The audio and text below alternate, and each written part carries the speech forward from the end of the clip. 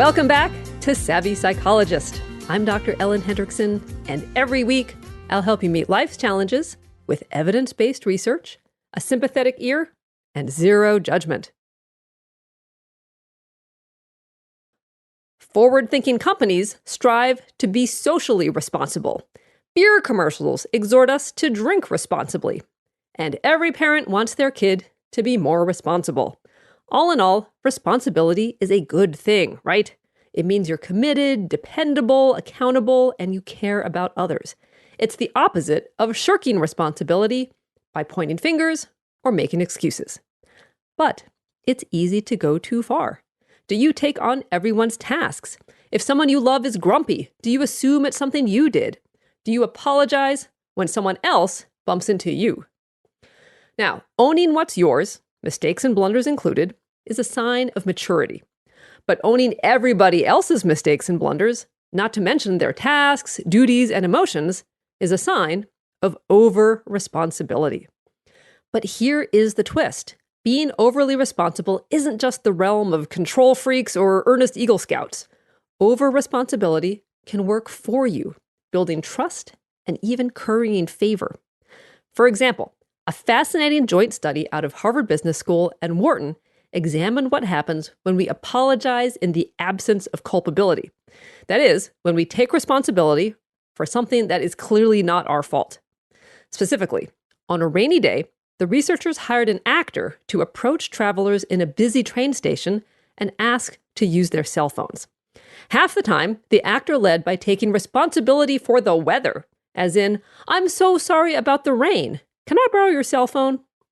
The other half of the time, he simply asked, "Can I borrow your cell phone?" When he took responsibility for the weather, 47% of the travelers offered their phone.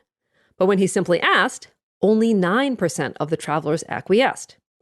The findings lined up with previous research showing that people who express guilt or regret are better liked than those who don't. Now, why is this? Well, taking responsibility is a show of empathy. The apology isn't necessarily remorseful. Instead, it's a recognition of and concern for someone else's experience. But at a certain point, over-responsibility stops working and starts getting in the way. Looking through a completely different lens, over-responsibility is often a core symptom of OCD. For example, one of my clients felt overly responsible for potentially harming others as he drove. Every bump in the road, in his mind, was a pedestrian or cyclist he had thoughtlessly run over. Another client was 100% convinced that she was responsible when a tree fell on her car during a massive thunderstorm. She insisted, "I shouldn't have parked it there. I should have known." Okay, but what if there's no OCD in the picture? Where does non-diagnosable but still toxic over-responsibility come from? Well, like many dysfunctional beliefs, it often starts in childhood. Kids who get blamed for things they have no power over, like their parents' emotions, finances, or relationships, start to believe they are indeed responsible. So examples might include, "Look how upset you made your mom," or "Buying Christmas presents this year is really making us broke." Then there's any variation on the classic mind bender, "Look what you made me do." So, is over-responsibility helpful or toxic? The answer is a little of both. So to illustrate, here are 4 ways it plays out in life. Okay, sign number 1 of over-responsibility is guilt. Guilt is the appropriate emotion to experience when we've deliberately or accidentally caused harm. But in over-responsibility, we feel guilty when things out of our control go wrong. No matter how many balls we're juggling, we feel guilty when someone else drops one. Sign number 2 is conflict avoidance. Taking on everyone's responsibilities is often a sign of avoiding conflict. In trying to keep the peace, we'd rather shoulder more than our fair share of burden than risk a difficult conversation, or worse, a confrontation involving anger or rejection. It's easier to expand the scope of our responsibilities than to risk upsetting or disappointing people we care about.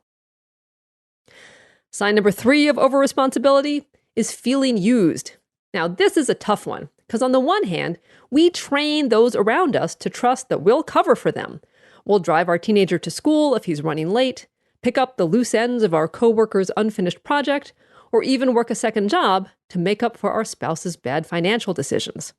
The result is an unending to-do list and 1,000 details to attend to. Now, we've talked about the difference between demands and priorities on the show before, but it bears repeating. Priorities are the things you want to do, while demands are the things other people expect you to do. Too many priorities leads to boredom, while too many demands leads to resentment. And resentment is exactly where the road of over-responsibility takes us. Now, even though we volunteered to always pick up the pieces, we end up feeling overworked and underappreciated. Now, you are not about to go on a Bad Moms-inspired run of Whippets-fueled debauchery, but when you stop and reflect, you realize your burning resentment could boil water. And finally, sign number 4 of over-responsibility is feeling competent and needed. So what is this doing on the list? A sense of competence is a good thing. Feeling necessary is a good thing. And that's the point. It's nice to feel needed and capable. If we get sick or go out of town and everything grinds to a halt, it's a sign that we matter. But it makes over-responsibility a hard habit to break because it's so reinforcing. There's a deep satisfaction that comes from the sense that we can handle it all and fix whatever comes our way. And it gets reinforced externally as well. For better or worse, especially for women, being on top of all the details garners admiration and respect. So, what is the upshot of these 4 signs of over-responsibility? Well, being overly responsible is a hard habit to break. It gets reinforced externally by those who depend on you, and reinforced internally because you feel competent and get to avoid conflict. But you'll know when it's getting to be too much. So don't wait until you're so resentful you go on strike. Instead, try these 3 experiments.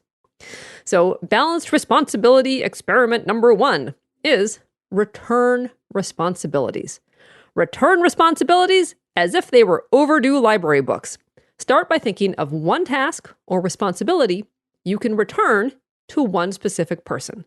It may be as small as returning the responsibility of waking up on time to your teenager, or as large as returning responsibility for her own happiness to your mother. Regardless of how the responsibility ended up in your hands, whether you took it freely or it was foisted upon you, it's time to pass it back like LeBron with a basketball. However, don't expect them to read your mind. Don't just let your teen oversleep on a random Thursday when you're feeling especially resentful. Instead, set everyone up for success by communicating what's happening and why, what the expectations are, and collaboratively coming up with a plan that your teen can fully own. Finally, when you relinquish, fully relinquish. It's tempting to be a safety net or to manage from the sidelines, but trust that your loved one is capable and creative, even if he racks up a few tardies before all the kinks are worked out of the system. Balanced responsibility experiment number 2. Accept all offers. Practice accepting all that's given to you. Accept a compliment, accept tomatoes from your neighbor's garden without worrying that now you have to give her a cucumber, and best of all, accept offers of help. Don't think of it as burdening the helper. Instead, think of it as a way to share the feeling of competence that makes you feel so good. Then, once you're comfortable accepting help, you can go for your black belt by asking for help. And you can find a link to the archived How to Ask for Help episode on the Savvy Psychologist Facebook page. And finally, balanced responsibility experiment number 3. Shift your sense of responsibility from saving others to launching others. Okay, consider the core beliefs that keep your over-responsibility simmering. By keeping all the competence to yourself, it implies you think others are incompetent, or at least less competent than you. Therefore, reframe relinquishing over-responsibility as helping others develop their skills. Especially when it comes to kids, you want to be able to launch them into the world ready to fly, not keep them tethered to you. Now, all in all, there are worse things than being overly responsible. But like all good things, taken too far, it can be stressful and get in the way of life. So Give others responsibilities back to them while still enjoying the sense of competence from handling your own. And if all else fails, you can always apologize for the weather. Thank you so much for making Savvy Psychologist a part of your life. Did you know more books are purchased in December than in any other month? And if you haven't already, please consider picking up my book, How to Be Yourself, Quiet Your Inner Critic, and Rise Above Social Anxiety, either for yourself or someone you love. Savvy Psychologist is audio engineered by Steve Rickyberg and edited by Joe Muscolino. And as always, Savvy Psychologist is strictly for informational purposes and doesn't substitute for mental health care from a licensed professional. Thank you for listening. Have a wonderful week. I'll see you here next Friday for a happier, healthier mind.